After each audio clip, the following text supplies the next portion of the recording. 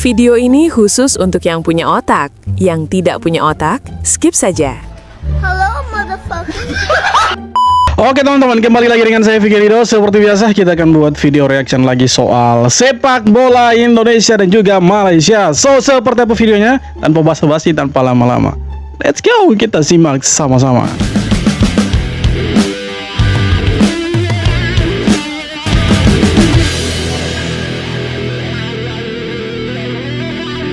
Difahamkan gak tuh, Tunku Ismail akhirnya mulai sadar kalau yang cepuin mereka ke FIFA bukan Indonesia. Usut punya usut, ada salah satu anggota komite disiplin FIFA asal Vietnam yang terindikasi laporin Malaysia ke FIFA soal skandal 7 pemain naturalisasi ilegal. Tunku Ismail sendiri sampai merepost unggahan media lokal Makan Bola Plus yang bilang kalau keputusan FIFA ini memang gak lepas dari keterlibatan orang Vietnam di jajaran Komdis FIFA. Jadi udah terang benderang ya Paci, bukan Indonesia yang cepuin kalian, kita aja masih sibuk fokus nyiapin round 4 biar lolos Piala Dunia, ngapain juga buang-buang energi laporin Malaysia ke Pak Giani. Nah, dari sini mungkin Tunku Ismail kudu lebih bijak dalam menyikapi masalah. Belajar dulu ke Indonesia, gimana transparansi nyari pemain keturunan itu fardu ain. Ya, dulu mereka tuduh kita ya, si Malaysia ini, bahkan mereka dan netizen-netizennya yang terang-terangan itu menyebutkan Indonesia sebagai dalang atau orang atau pihak yang melapor pemain-pemain mereka yang 7 orang itu ke FIFA. Tapi ya semakin ke sini semua semakin terang benderang di mana yang lapor tuh bukan orang Indonesia, bos. Orang Vietnam itu yang lapor ya. Ada salah satu orang-orang FIFA lah yang dari Vietnam itu yang melaporkan. Wajar sih sebenarnya karena merasa janggal dengan 7 pemain ini begitu kan. Kok bisa secepat itu mereka jadi orang Malaysia gitu kan? Padahal sebelumnya mereka ini tidak tahu asal usulnya dari mana. Tiba-tiba sudah jadi orang Malaysia. Itu yang membuat semua orang janggal, bukan hanya Vietnam saja. Bahkan kita yang Indonesia pun sebenarnya ya ini janggal nih. Ini bukan pemain keturunan, ini pemain abal-abal dan terbukti memang pemain abal-abal. Nah, dulu mereka tuduh Indonesia. Sekarang mereka malu setengah mati. Sudah tuduh Indonesia, giliran bukan Indonesia. Ternyata Vietnam. Kesian sekali. Akan tertekan kalau isu tuduh warisan lulus. Bukan Vietnam saja guys, Konoha pun tertekan. Semenjak FIFA datang Malaysia ni kan, aku tengok macam ada manis-manis saja. Tengok siapa sambut tu, Gianni Infantino guys. Tengok tu orang FM ada Datuk Nel, lupa pula aku siapa nama diri. Alah yang apa tu letak jawatan tu. Kemudian tengok tu menteri kita pada turun guys. Ini macam ada manis-manis je. Kalau macam tu habislah Konoha. Confirm tertekan dah. Yang paling banyak bunyikan Konoha kan.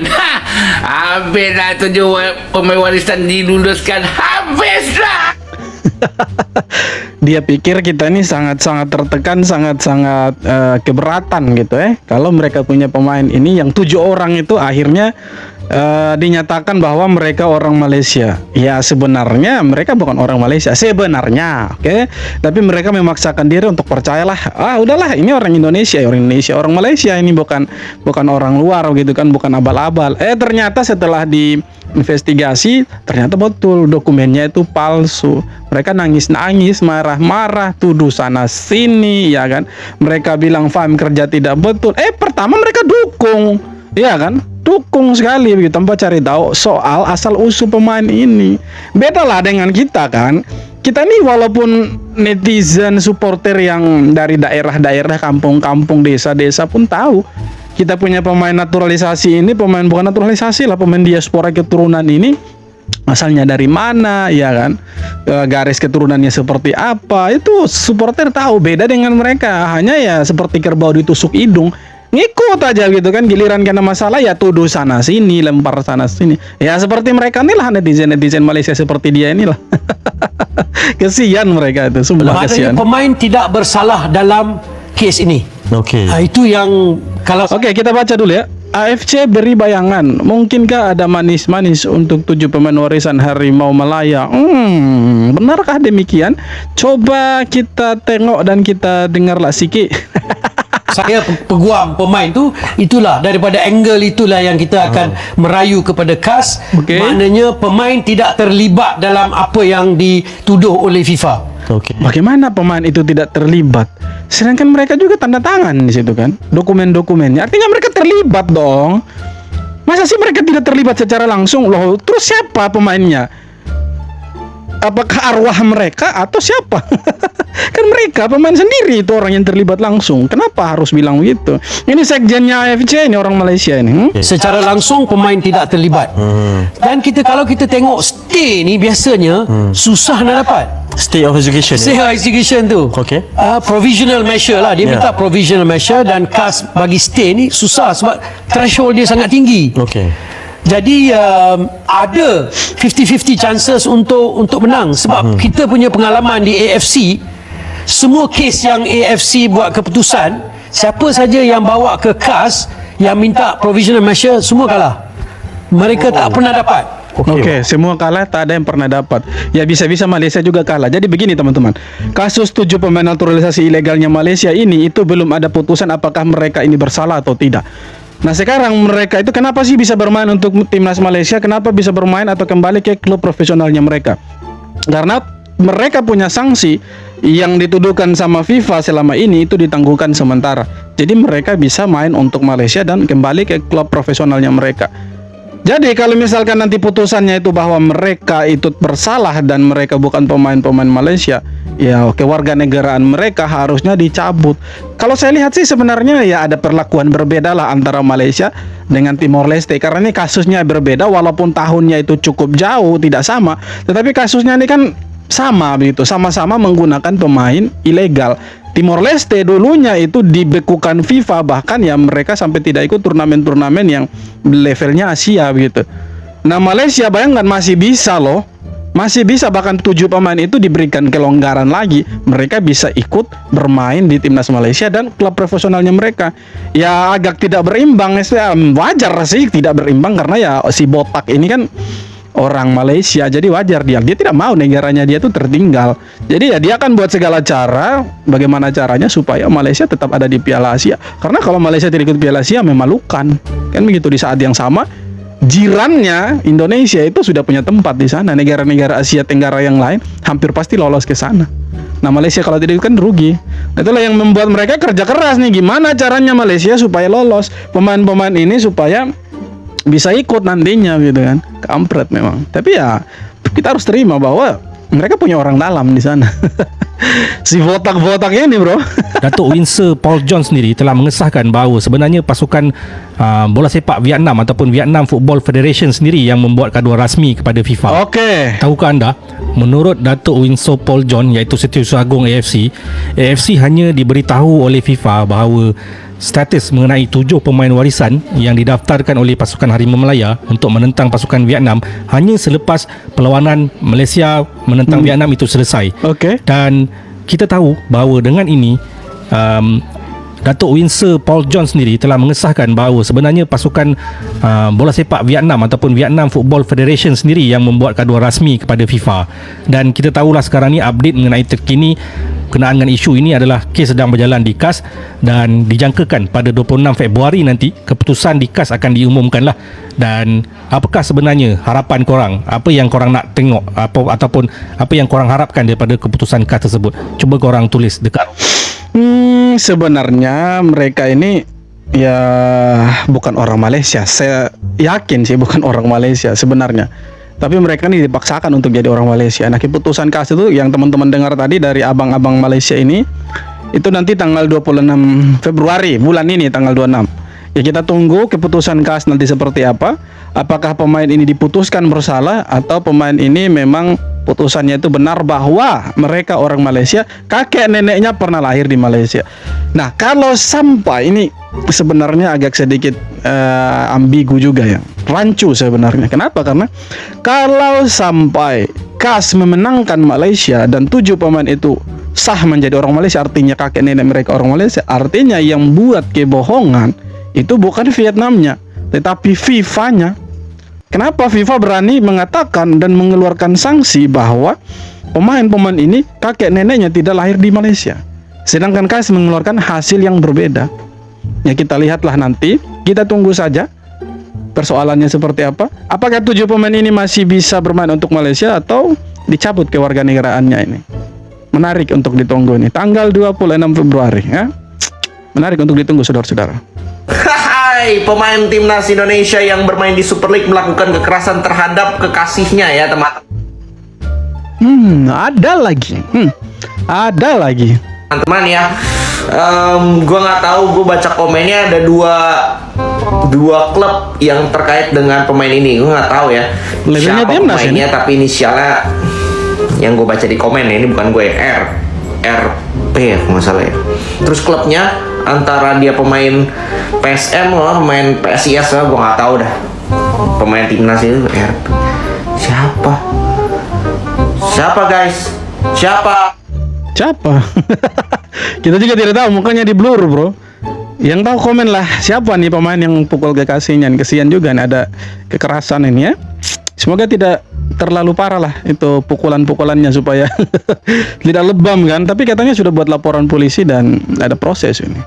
Ya beginilah akibatnya kalau terlalu cepat main tangan itu. Jangan ya, jangan, oke? Catat baik-baik, ini jadwal resmi Timnas Indonesia di FIFA Series 2026.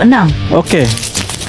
Turnamen ini akan digelar pada 23 sampai 31 Maret 2026 dan Indonesia dipercaya menjadi tuan rumah. Keren. Timnas Indonesia akan memulai perjuangan di babak semifinal pada 27 Maret 2026 pukul 8 malam waktu Indonesia Barat menghadapi Saint Kitts and Nevis. Di hari yang sama, semifinal lainnya mempertemukan Bulgaria melawan Kepulauan Solomon pada pukul 15.30 waktu Indonesia Barat. Tim yang kalah dari dua laga semifinal tersebut akan bertemu di laga perebutan tempat ketiga yang digelar pada 30 Maret 2026 pukul 15.30 waktu Indonesia Barat. Sementara itu, dua tim pemenang semifinal akan saling berhadapan di partai final FIFA Series 2026 yang dimainkan pada malam harinya, pukul 8 malam waktu Indonesia Barat. Seluruh pertandingan rencananya berlangsung di Jakarta, dengan Stadion Utama Gelora Bung Karno sebagai venue utama. Bisa nggak nih Indonesia sapu bersih kemenangan? Oh yakin, kita lawan Saint Kitts and Nevis. Yakin kita, itu pasti menang lah. Itu menang dengan skor meyakinkan. Dan sampai ketemu Bulgaria di final, Bulgaria lawan Kepulauan Solomon, sudah itu milik Bulgaria, tidak ada macam-macam.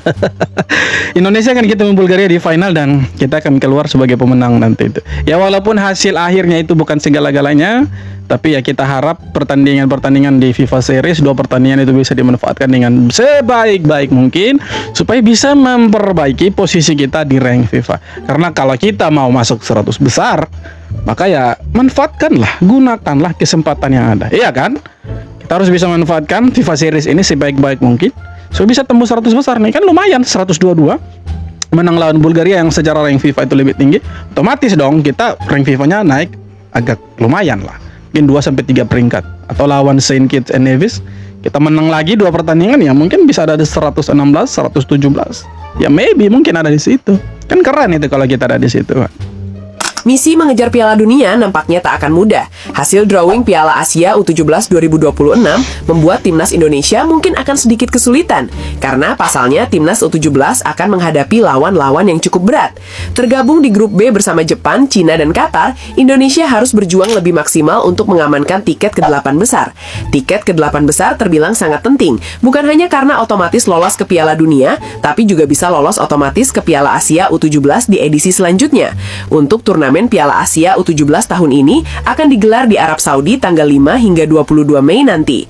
Untuk wakil ASEAN tentu jangan cari yang nggak ada, karena yang ada saat ini hanya Indonesia, Thailand, Myanmar, dan Vietnam.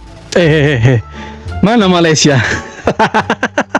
Tidak ada. Oke, kita ada di grup B ya teman-teman ya. Grup B ada Jepang, Indonesia, China, sama Qatar. Ini berat sebenarnya. Kenapa? Karena ini lawan Jepang, raja terakhir sepak bola Asia. Aduh, ada China yang kemarin kita kena hantam 7-0, 3-2. Qatar lagi ini. Aduh. Negara fulus ini ya. Ini minyak banyak di sana, jadi licin terus ini. Ini ujian berat untuk Indonesia untuk tembus ke Piala Dunia dan aduh ini semoga bisa lah. Apalagi pelatih baru, pemainnya juga baru, ya turunkanlah, sisakan ruang ikhlas di hati kalian dan pikiran kalian bahwa jangan terlalu berharap banyak dari timnas U17 yang sekarang. Okay? Ini bukan Coach Nova Rianto, bukan pemain-pemain yang Coach Nova bawa. Mungkin ada, tapi beberapa lah. Ini banyak wajah-wajah baru dan kelihatan sekali permainannya itu kurang kompak, kurang ada chemistry, komunikasi antara pemain juga ancur-ancuran, lebih lama pegang bola daripada passingnya. Dan itu kelihatan sekali kita kena bantai 7-0 dari Cina. Kemudian di pertandingan kedua tadi malam itu mainnya ya 3-2. Ya harus sisakan ruang ikhlas lah. Kenapa? Jangan terlalu berharap banyak dengan tim ini. Oke? Tapi kita harap semoga tim ini bisa berkembang, tim ini bisa lebih bagus lagi, dan kelompok umur kita bisa berbicara banyak di kancah Asia. Karena di tangannya Coach Nova, U17 ini tim yang paling ditakutkan dari Asia Tenggara. Ditakutkan dari Asia Tenggara. Jadi ya selanjutnya siapa nih yang latih? Apakah pelatih lokal lagi? Katanya pelatih lokal, tapi saya lupa siapa namanya. Mantan asistennya Coach Nova lah. Lupa. Yang tahu boleh tulis lah. Semoga bisa berkembang dan ya kita bisa lebih bagus lah. Itu harapan kita. Oke, jadi itu dia beberapa video tanggapan komentar dari netizen soal sepak bola kita. Dan seperti apa tanggapan kalian, silahkan tulis kolom komentar. Kita coba lagi di video-video berikutnya. Thank you bro.